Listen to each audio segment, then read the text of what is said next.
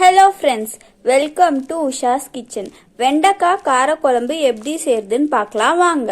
அதுக்கு தேவையான பொருட்கள்: அரை கிலோ நறுக்கிய வெண்டைக்காய், அரைக்கிறதுக்காக ஒரு துண்டு தேங்காய், கொஞ்சம் புளி, ஒரு வெங்காயம், ஒரு பூண்டு, 2 நறுக்கிய தக்காளி, ஒரு புடி கொத்தமல்லி.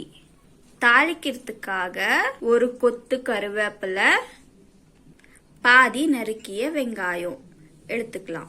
முதல்ல எண்ணெயை ஊற்றி வெண்டைக்காவை சேர்த்துக்கலாம். முதல்ல இந்த வெண்டைக்காவை வதக்கி தனியா எடுத்துக்கலாம். இந்த மாதிரி வதங்கினதுக்கு அப்புறமா தனியா எடுத்துடலாம்.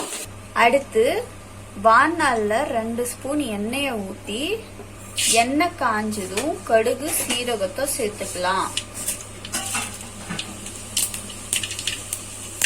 பொரிஞ்சதுக்கு அப்புறமா கருவேப்பிலையும் வெங்காயத்தையும் சேர்த்துக்கலாம். அரைச்சி வச்ச மசாலா எடுத்துக்கலாம்.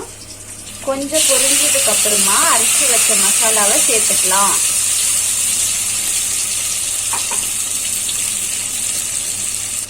ஒரு ஸ்பூன் உப்பு சேர்த்துக்கலாம்.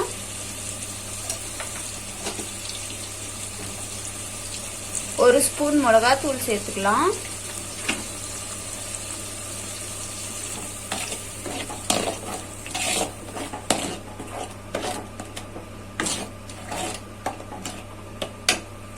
கூட அரை கிளாஸ் தண்ணிய சேர்த்துக்கலாம். மசாலா ஒரு கொதி வந்ததுக்கு அப்புறமா வதக்கி வச்ச வெண்டைக்காயை சேர்த்துக்கலாம். இப்ப இது 10 நிமிஷம் வேக விட்டு எடுத்துக்கலாம்.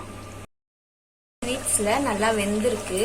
இப்ப நாம கொத்தமல்லியை தூவி விட்டு இறக்கிடலாம்.